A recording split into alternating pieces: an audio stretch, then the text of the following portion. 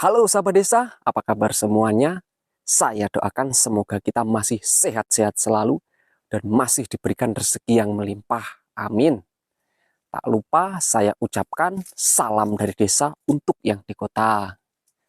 Masih seperti biasa sahabat, masih seputaran kopi, masih disambut dengan kopi-kopi yang bagus-bagus dan gini-gini ini sahabat ya.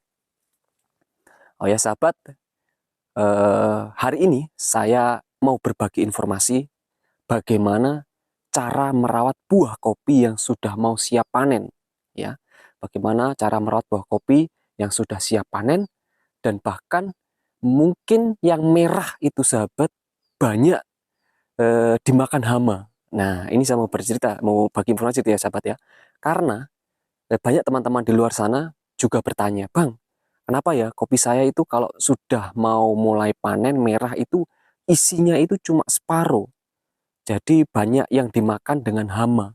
Itu memang betul sahabat. Di tempat saya juga seperti itu. Banyak kopi-kopi yang apa namanya, yang waktu mau panen itu yang sudah merah-merah itu kadang kalau kita kupas itu isinya cuma satu sahabat. Bahkan separuh, bahkan habis. Nggak jadi bakalan, bahkan sahabat biasanya nggak jadi itu buahnya itu. Oke sahabat, sebelum saya lanjut apa namanya, eh, berbagi informasi tentang kopi, bagi yang baru singgah, mohon bantuan like, subscribe, serta share video ini sahabat ya. Baik sahabat, tetap ikuti aktivitas saya. Nah, jadi ini sahabat ya. Saya mau kasih lihat buah kopi yang masih hijau-hijau sahabat ya. Yang masih hijau-hijau, yang bagus-bagus dan montok-montok ini sahabat ya. Nah, jadi begini sahabat. Nah, buah kopi yang untuk merawat buah kopi agar hasilnya bagus itu, buah kopi yang masih hijau ini, yang masih kecil ini harus disemprot sahabat. Harus disemprot supaya pada saat dia mau merah itu penyakit itu tidak menyerang sahabat. Nah, sahabat bisa lihat ini buahnya, buahnya jen bagus-bagus sahabat ya, mantap sahabat ya. Jadi memang perawatan kopi ini bisa dibilang susah-susah gampang sahabat ya. Kenapa saya bilang susah? Karena pada saat hijau seperti ini, kalau kita tidak memberi apa namanya, memberi semprotan hama, itu kadang kopi yang merah, yang mau merah itu sahabat dia apa namanya, habis isinya sahabat ya. Habis isinya dimakan dengan kutu kutu kopi, penyakit-penyakit kopi yang makan isinya itu sahabat. Jadi memang pada saat hijau seperti ini itu sudah harus disemprot, ya sahabat ya. Sudah harus disemprot dengan obat hama ya, obat hama. Jadi banyak teman-teman di sana juga bertanya, "Bang, di tempat transmigrasinya Abang itu apa namanya, kopinya disemprot apa enggak ya?" Jadi banyak yang bertanya seperti itu sahabat ya. Jadi saya mau bilang, benar, kopi di tempat saya ini sebagian disemprot sahabat. Kalau kita melihat dari hasilnya, ibaratnya kalau kopi seperti ini ya, merahnya, kemudian kita panen, kemudian hasilnya tidak seberapa, nah itu sudah tanda-tanda sahabat. Berarti kopi kita itu banyak yang dimakan dengan penyakit sahabat. Ini saya kasih lihat sahabat ya. Wah, Jan, bagus-bagus, gini sahabat ya. Isinya Jan, lebat-lebat sahabat. Jadi memang sahabat, di tempat saya transmigrasi itu hamanya itu cukup tinggi. Jadi memang kita harus ekstra memberikan semprotan hama sahabat ya. Kopinya harus disemprot hama. Kita lihat kalau penghasilannya kita turun, kita sudah mulai hati-hati sahabat. Berarti sudah banyak hama yang menyerang. Jadi pada saat penyemprotan ini sebenarnya bagusnya berapa bulan atau berapa kali sekali itu sebenarnya begini sahabat.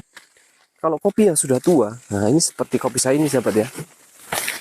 Ini kopi saya ini sudah tua sahabat ini. Ini kopi tua ya, kemungkinan sekitar 5-6 tahun sahabat ya. Ini 5-6 tahun. Jadi perawatannya itu bisa dibilang susah, bisa juga dibilang tidak, tergantung dari kita ya. Jadi kalau saya sahabat, pada saat proses penyemprotan hama itu tergantung dari hasilnya sahabat ya. Tergantung dari hasil kopinya. Apabila kopi yang saya saya panen itu mengalami penurunan atau di dalam kopi yang digiling itu banyak yang lubang, atau dalam satu bijinya yang merah itu cuma separuh ya sahabat ya, seperti ini. Kalau dalam satu bijinya itu yang merah itu cuma separuh isinya, nah di situ berarti kopi saya sudah bermasalah sahabat, sudah bermasalah dan sudah waktunya proses penyemprotan supaya mendapatkan hasil yang bagus pula sahabat. Nah, sahabat bisa lihat sendiri, ini kopi robusta sahabat ya, seperti yang pernah saya cerita. Jadi ini kopi robusta yang setiap bulannya itu panen kalau di tempat saya sahabat. Dan bagus-bagus gini sahabat ya.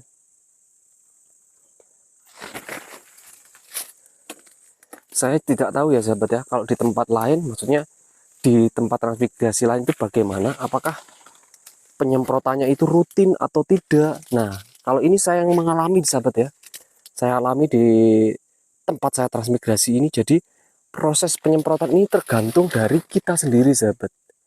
Jadi sebenarnya pada saat proses penyemprotan untuk kopi ini sahabat, sebenarnya bagus itu pada saat buah masih seperti buah ketumbar sahabat ya.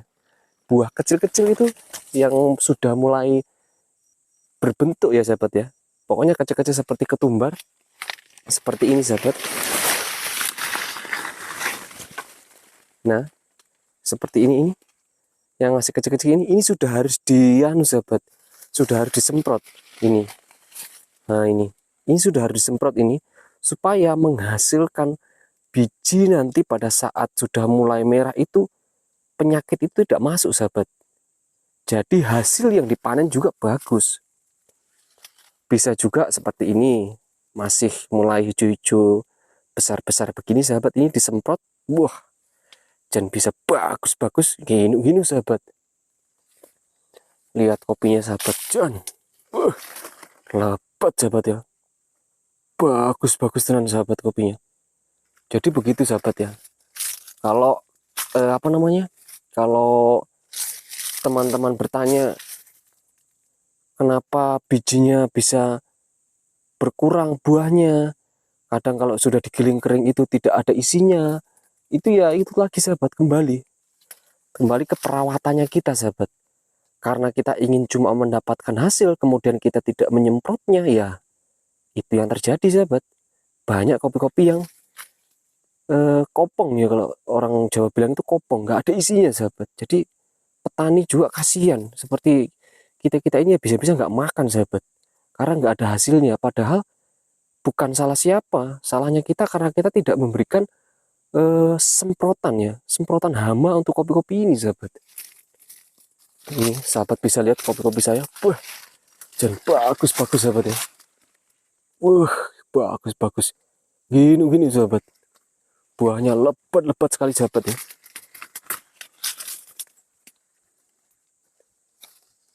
Jadi memang sahabat pada saat proses pemeliharaan buah itu memang proses yang sangat susah sahabat ya, karena kembali lagi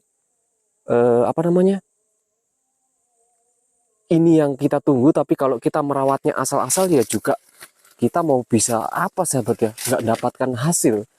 Jadi memang kita harus merawatnya dengan bagus. Jadi begitu sahabat ya mungkin ya. Jadi buat sahabat-sahabat anak transmigrasi, teman-teman transmigrasi, kalau ada yang bertanya, Bang, gimana cara perawatannya, gimana cara jadi begitu sahabat ya. Kalau untuk buah sendiri memang harus disemprot hama sahabat ya, supaya hasilnya bagus seperti ini sahabat. Coba lihat, wah, merah-merah gini dan montok-montok sahabat ya. Cus sekali tanaman ini sahabat. Nih sahabat bisa lihat lagi nih, wah, mantap buahnya sahabat. Tak buka ya sahabat. Wah, hijau-hijau dan montok-montok sahabat ya. Ini merupakan kopi yang cukup super sahabat ya, cukup super karena merupakan kopi yang dirawat, memang benar-benar saya rawat ya saya pupuk, ya saya semprot, ya saya pokoknya semua saya berikan supaya menghasilkan buah, karena buah ini merupakan yang kita tunggu-tunggu selama bertahun-tahun apabila kita menanam kopi ya sahabat ya. Mantap sahabat ya. Oke sahabat, mungkin begitu saja informasi yang bisa saya berikan. Mohon maaf apabila informasi saya tidak bermanfaat. Terima kasih buat teman-teman yang sudah singgah di channel YouTube ini.